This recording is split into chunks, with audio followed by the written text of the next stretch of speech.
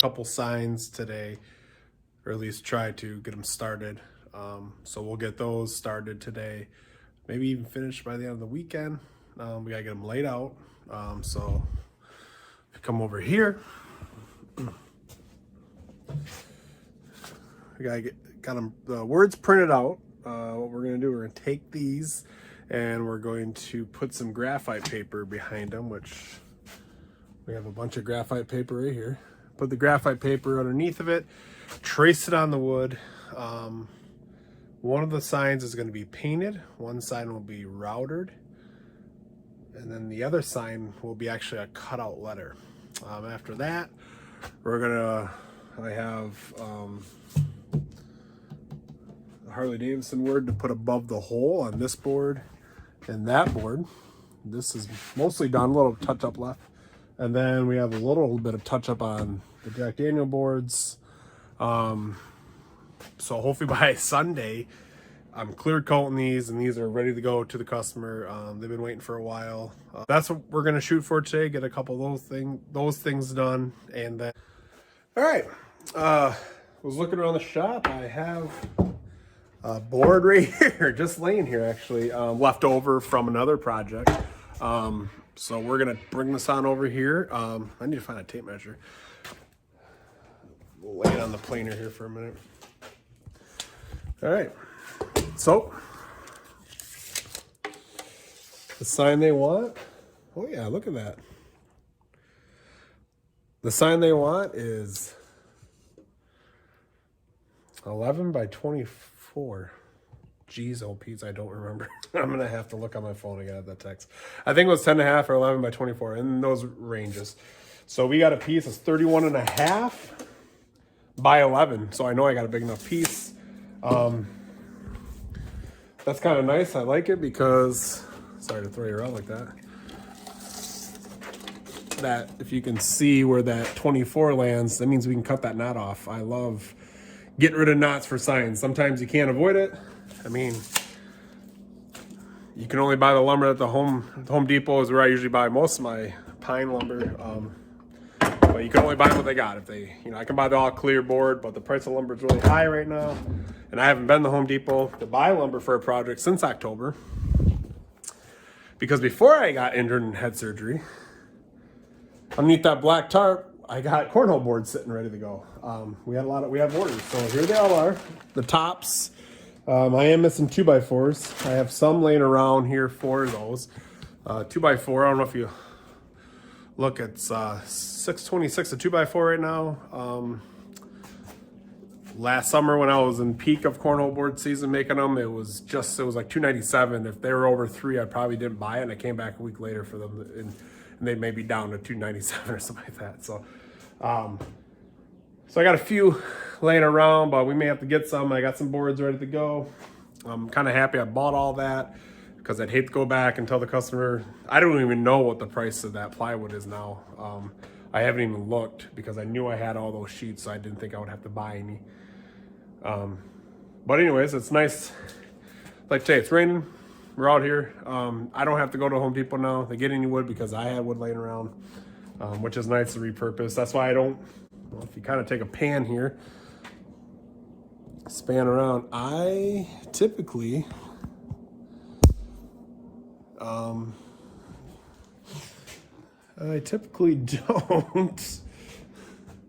throw any piece of wood away. Yeah, and that's not even my big pile. I don't throw any wood away ever. It doesn't matter the size or what material it is. As if we come over here,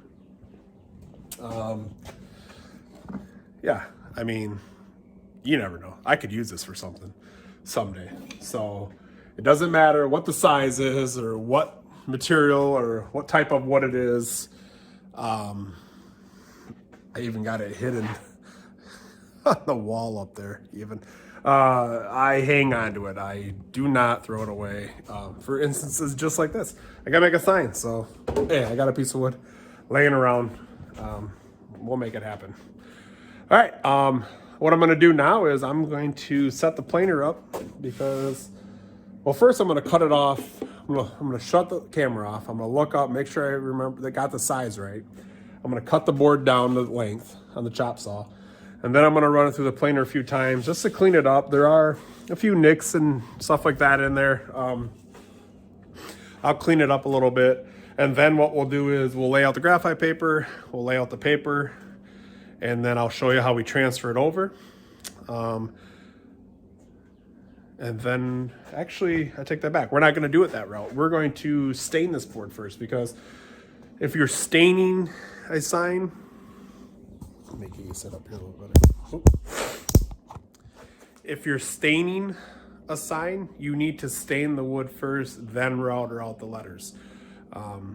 Now, if I was painting the letters black and I was staining it, you could probably router it first because the black's going to cover the stain in the groove. But the letters are going to stay the natural wood color, okay?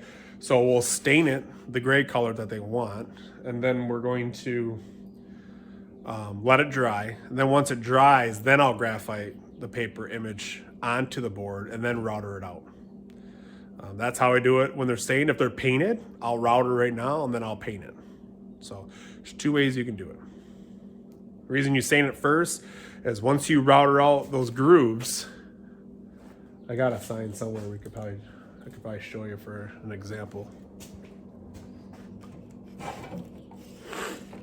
This is one of my first signs I made just goofing around.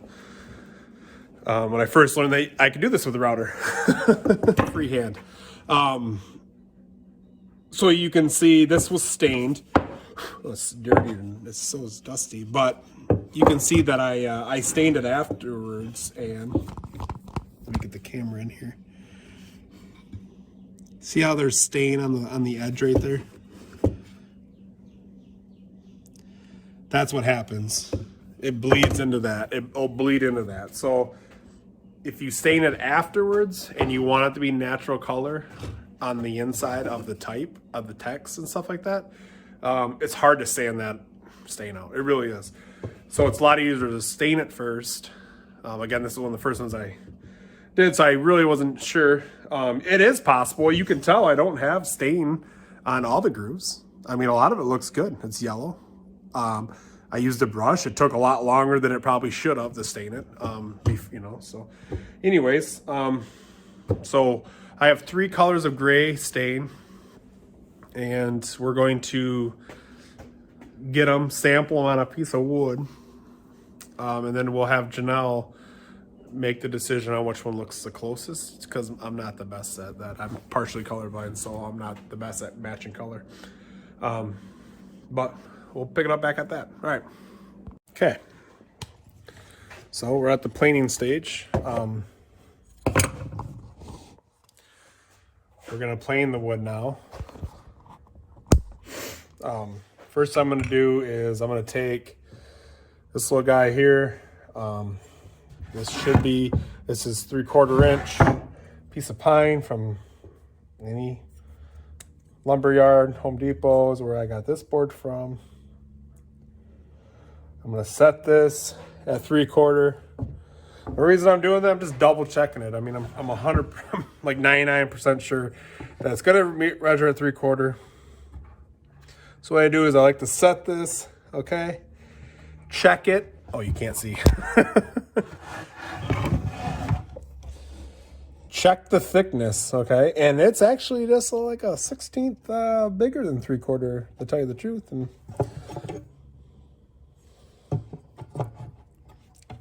okay, so now I know how thick the set. Honestly, I usually don't do this step with, wood that I buy from. So now I know how thick the set, the planer depth, now that I measured it. So I come over to the planer. This is the DeWalt planer, 13.5 inch wide is the max it can do. Here's your thickness gauge. It also has a stop, so if I wanted it to stop at 1/2 inch and not go any thinner than a 1/2 inch, I could do that. I hope that turned out. I did not know what the heck I was videotaping just now. It has 2. It has finishing and dimensioning lumber. Finishing The lumber is really smooth. It's 179 cuts per inch. Dimensionalizing it is 96 cuts per inch. You can only change that when the machine's running, so the machine has to be on running, and you flip the knob. I typically don't use the finishing setting. I have a few times, and it's really nice. You don't even have to sand afterwards. Sorry, Janelle walked in, had a question for me. So yeah, you don't even have to finish afterwards, finish sanding afterwards when you use the finishing setting. There's also this plate. It's right here. This will tell you, oh my goodness, just dropped the phone. Okay, this will tell you how thick your board is and how much you're taking off, the depth of cut. So if you have it set over here, well, let's do that. Let's get it set to 3/4 of an inch.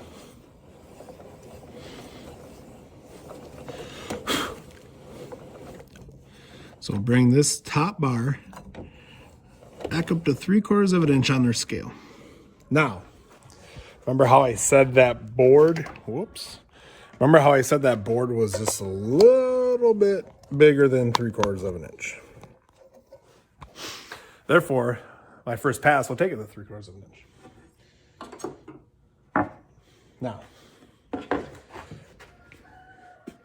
if I didn't want to use this, or if I had this and I measured it and then I wanted to just make sure to see how much I'm taking off, see that?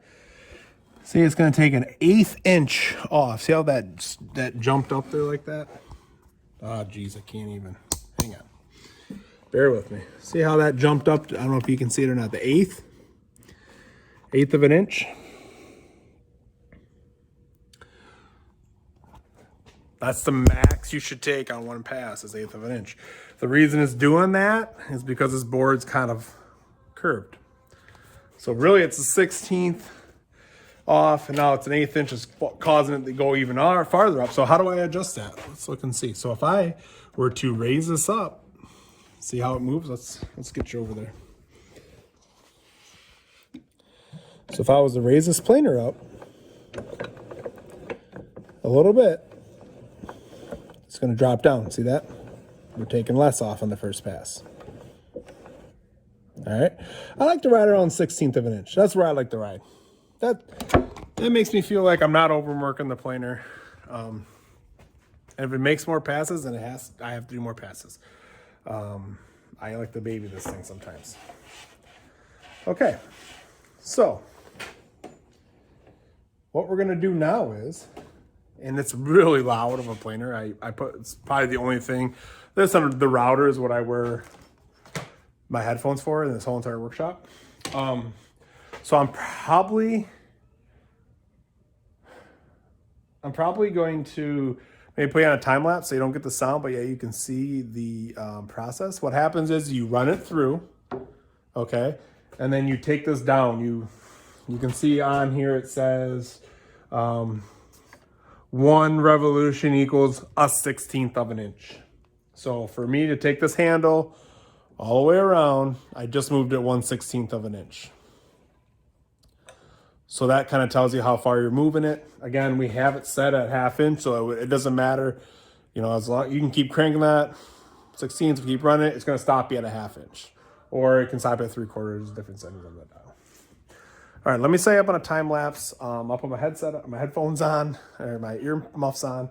I'll run this through, and we're not really looking for a thickness on this. We're just looking to clean it up. So I don't want it set at a 3/4 as max depth on the dial over here, because if I got to go a little bit farther, I'll go a little bit farther, but I definitely am not going to go past a 1/2 inch because that's way too thin. All right, we'll get you set up, and then you'll watch me run it through.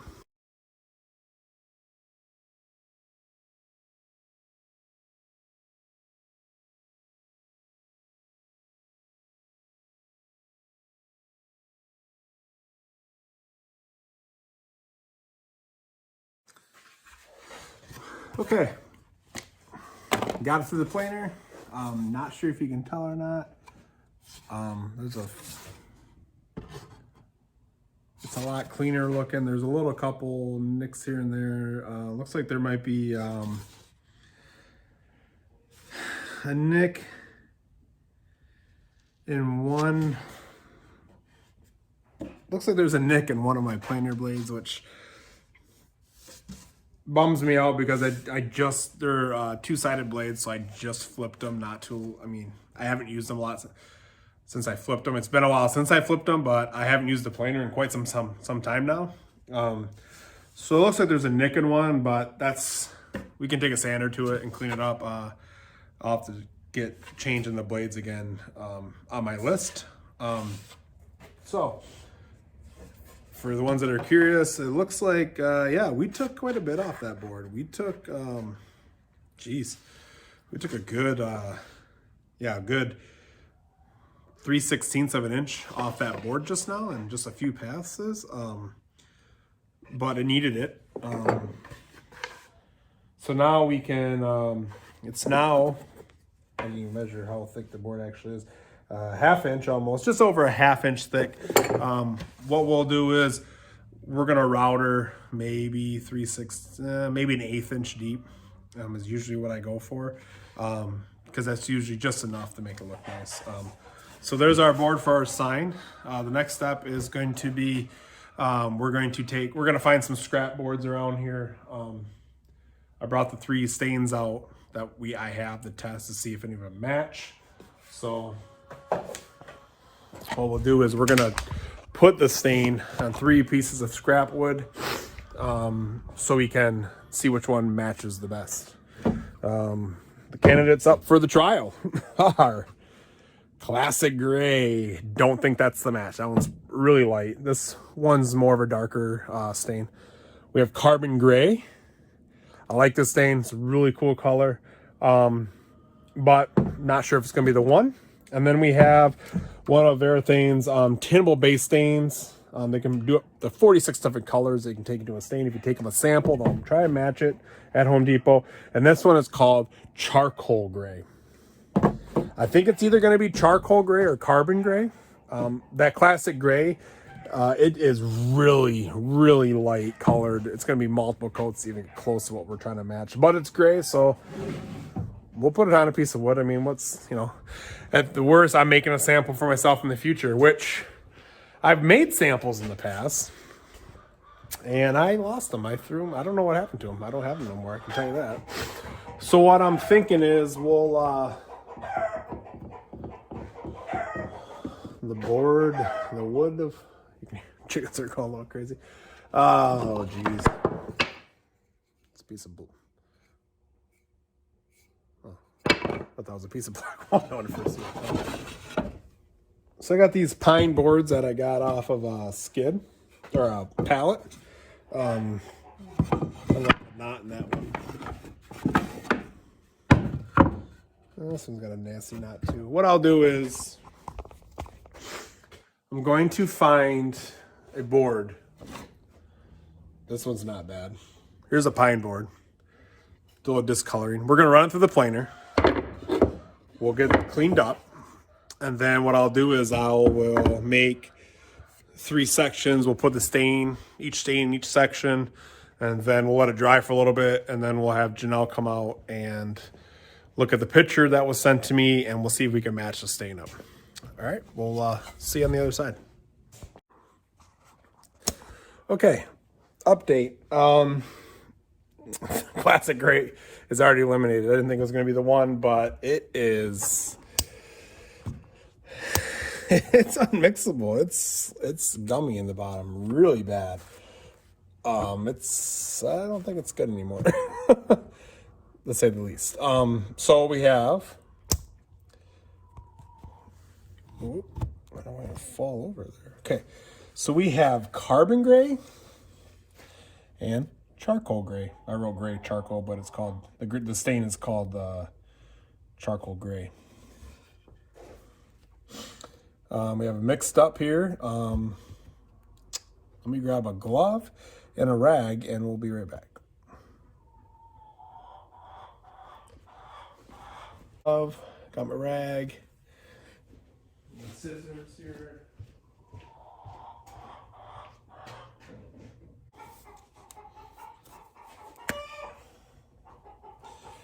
All right, so first we'll do the Carbon Gray. And then we will do the charcoal gray. And if it's not one of these two, looks like we will be going to the store and trying to find a match. I hope it's one of these two, so I can just move on with this project right now, right here and now. Okay. All right, first the carbon gray. And you can't even read my words no more. Okay, we'll let that sit for a second. And the charcoal gray.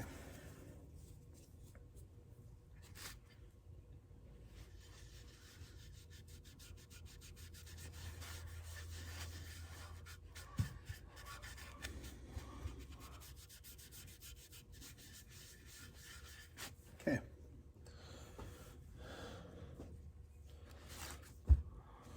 So we'll take this towel now, and we're going to wipe away the excess stain. And then we'll do the same for the gray charcoal.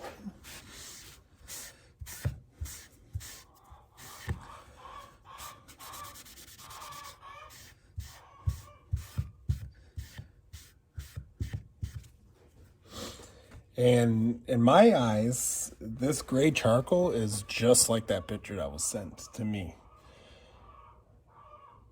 But that carbon gray isn't far. I like the gray charcoal. I think that's the winner.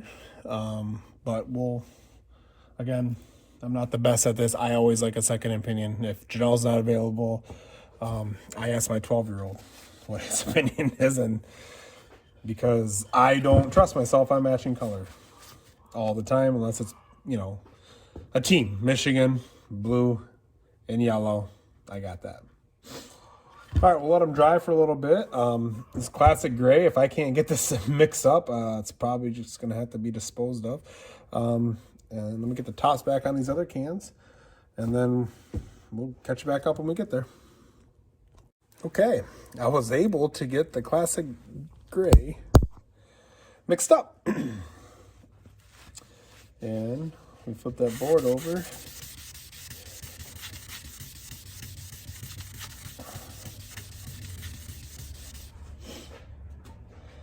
And actually, it's better than I remember that stain looking, but it's not what we're looking for this project, I don't think. I think it's too light.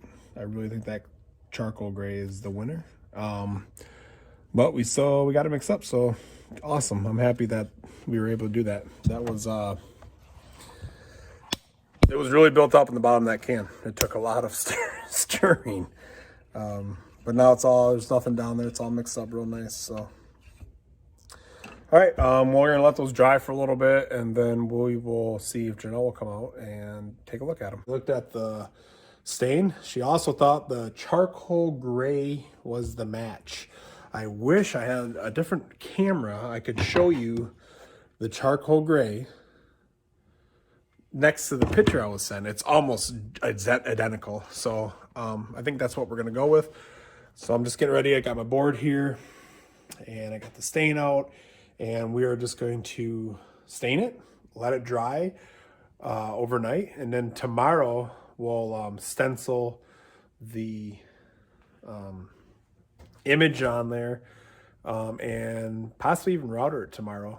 And then we could do a clear coat on Sunday, and we could really be done with this sign. If you're staining a sign, and you got the time to do that, it could be a 3-day, it's like a 3-day process. It could really be a 3-day process. They're quick. You know, sometimes, like if I stain this, you know, spend a little bit of time staining it, and then it sits for 24 hours so I can go work on other projects while it's drying. And then it'll take about maybe an hour to lay out and router, maybe give it maybe 2, depending on how layout goes. Sometimes that's a little tricky. It all depends on how I take the printed out sheets of the images, tape them together, and put them on here. Because if I'm not perfect and I'm measuring off one edge, the other edge isn't square. So it's really on the prep work that saves the time. Right now, I'm just kind of looking at the board. I like to look at it and kind of decide what side I like the best. And it's kind of tough right now. Usually there's a deciding factor that weighs in my favor or one that makes my mind up for me, but I can't tell. What I am going to do is I'm going to sand it with the sander. I'm going to run a little bit of a 220. Well, yeah, I'll probably just go right to 220. Since we planed it, it's already pretty smooth. Typically I would work 80 grit to 120 to 220. But it's really smooth already, so I think I'm just gonna go right to the 220. Maybe I'll throw a 120 on there. I'm not sure yet. I'll decide here in a second. Still thinking about it. I'll quickly sand it, and then we'll stain it. All right, be back in a little bit. Okay, so getting ready to sand it. I was thinking after I turned the camera off, I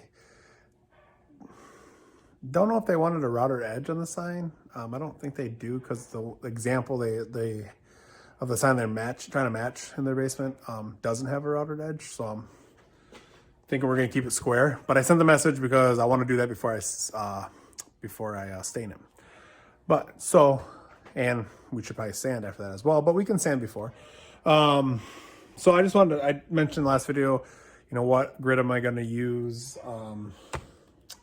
Here's a 60 grit. I don't typically use that too often. I usually just go 80, the 120, the 220, and then I paint or I stain. I do have some sheets of like 400, and I think even one's like a 1500 or something like that, something real fine. I use those if I need to on certain like real light scratches that I don't, want to, do a whole area, just focusing on one little tiny area. But for the most part of all projects, cornhole boards are a straight 80 to a 120. I just started using the 120. I'm sorry, to a 220. I just started using the 120 not too long ago. I got these. I got to go over to my grandpa's workshop, and I was able to pick up some sandpaper from there, and that's where these came. I just got them 2 days ago. And I might as well use them. I don't know how long they've been sitting in the shop, but Performax, I don't even know where he got them from. But anyways, they even say on here, coarse grit 60. We got a medium grit at the 80, a fine grit at the 120, and an extra fine grit at the 220. So what I'll do is I'm gonna throw the 120 on. We'll do a sand over the whole entire area, and then we'll do the 220 sanding. I'll play on a time lapse so you don't have to listen to the sander running.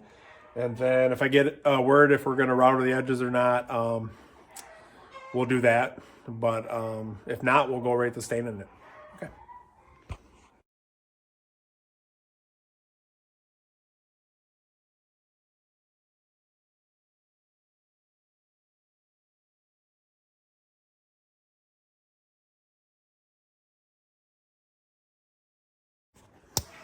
Okay, we're back in the shop here. Making a sign. We already showed, cutting and staining. Stained it on Friday. It's now Sunday. Got busy cutting wood yesterday, so we did not do this step. But this is Oramask. It's a masking film. Supposedly you can use it on your Cricut and cut out stickers. But every time I've used it on the Cricut, it's ripped in the process of cutting out the sticker. So I'm not sure if you could have better luck than me. What I like to do is I like to use it on projects like this, is that I'll stick it down. It's got an adhesive back. I'll stick it down and then I'll stencil my project to it and then router through it. I really like to do this if the letters were going to be painted and I wanted to not have the paint on the stain. Like if the sign was two different colors, this is how you would do it, because wherever you routed, the plastic would be gone, and then it's like a template.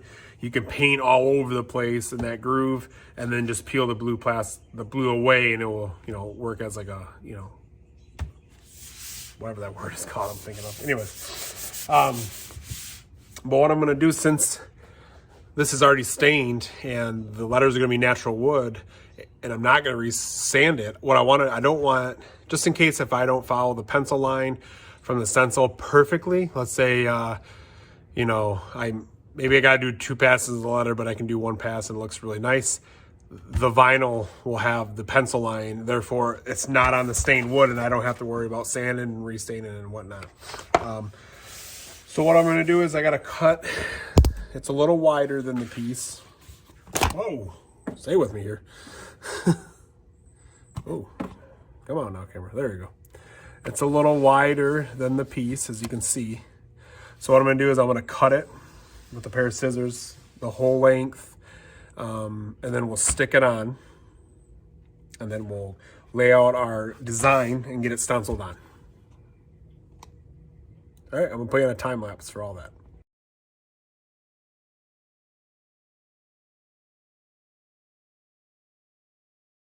Okay, we got it on there, and now I will go get the design that we're gonna put on here. We'll lay it out, tape it, and get it stenciled. And then once it's stenciled on there, it's time to router.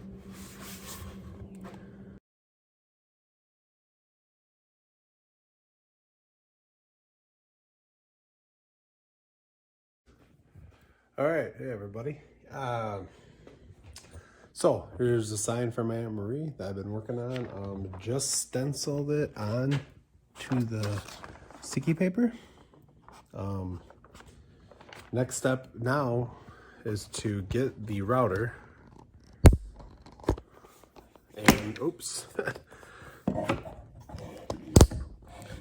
Now the next step is to get the router, and we are going to take the router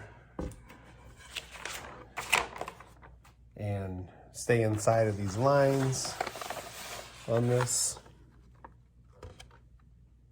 and trace it out. So we gotta peel this off.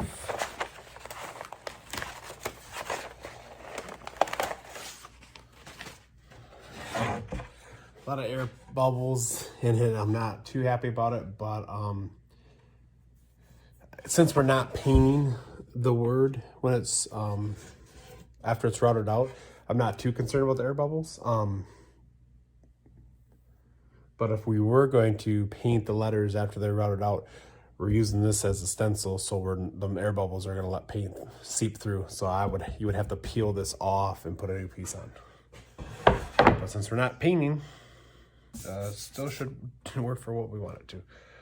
Let me get the router set up, and then I'll be back.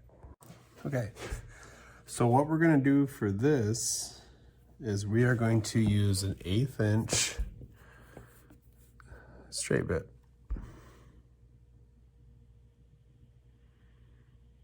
See it all right? It kind of has like a little S shape to it. Or like an X to like a T, like a bow. Anyways, 1/8 inch. We're gonna put it in our router. So we need to, this is my Porter Cable router that used to be my grandpa's. I love this thing. Awesome router. Variable speed. I mean, awesome router. I can't say enough good things about it so far. It quickly changes from, the only thing I don't like is how this works, because on the old Craftsman's it was a little bit easier to hold it and loosen it than this is. But anyways, what I was saying before I was going to get distracted is that the 1/4 inch collar, or the coupler, it's quick changing. So this threads out, and then I have a 1/2 inch for bigger bits, threads right on. Super easy. On my old Craftsman's, I would have to take reverse thread set screw down inside the chuck. Okay.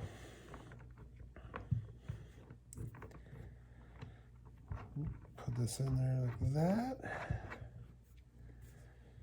Then we'll push this pin in again and tighten her down.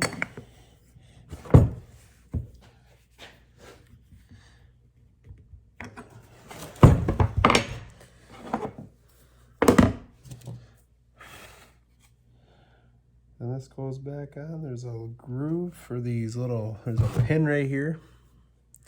And then there's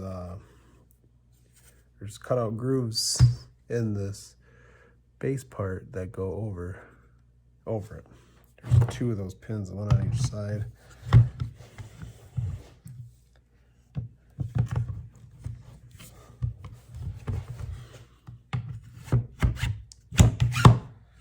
Okay, obviously that's gonna be a little deep.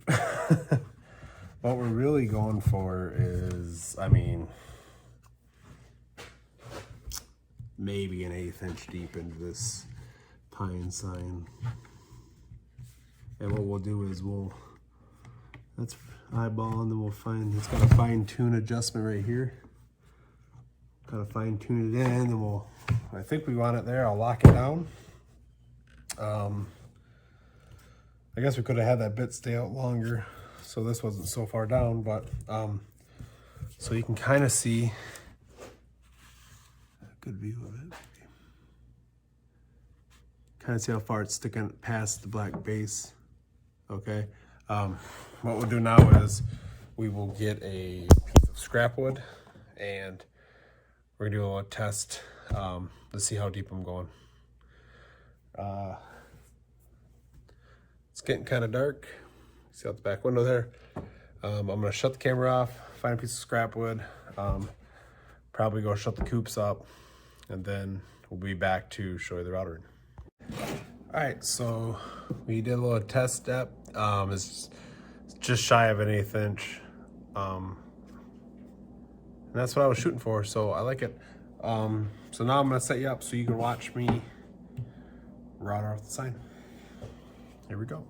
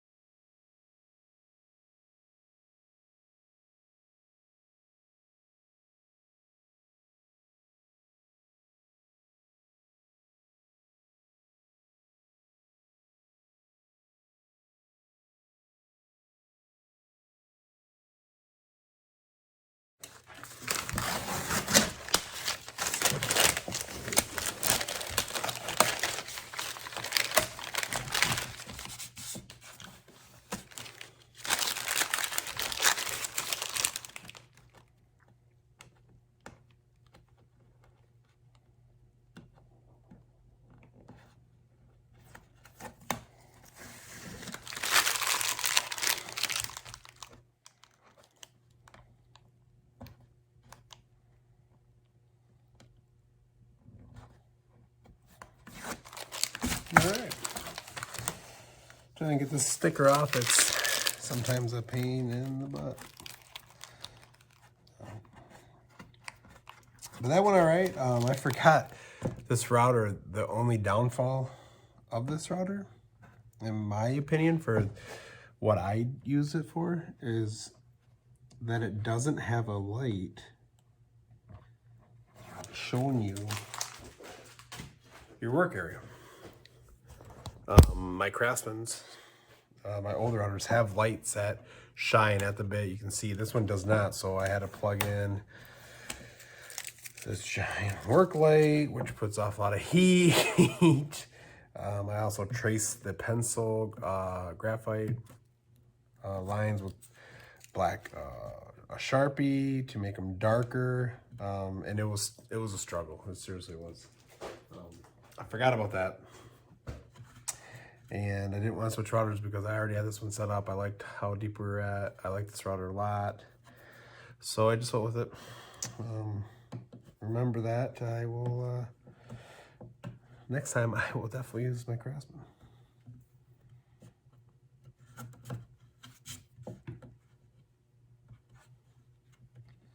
one little piece here in the 9 that I can't seem to get off. There we go. Okay. Like all this stuff. There we go. We got the sign. Make sure I didn't miss any pieces of that blue sticker. But there it is. There's the sign. Next, we will put a little hanger on the back, and we will clear coat it. There's that sign.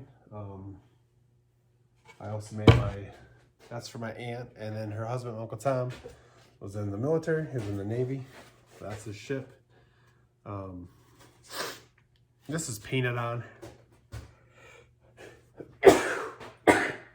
Excuse me. I painted this on, same process though. Sanded the board down, put a computer image on there, used graphite paper to trace it on, then I just hand painted inside the lines. So it's 2 different ways, same concept, graphite paper, printouts, routed, hand painted. Both looked out, turned out pretty good. Tomorrow night, we'll clear coat them. Well, actually, we'll get hangers on them if we don't tonight, and then we'll clear coat them, and then they'll be done, ready to go. And we'll take them to my Aunt Marie this weekend, Mother's Day weekend. So we'll take them there on Friday when we go to my niece's birthday party, hopefully. We'll put them on the planer for now. And that's it for tonight. We'll show you the clear coat process when we do that.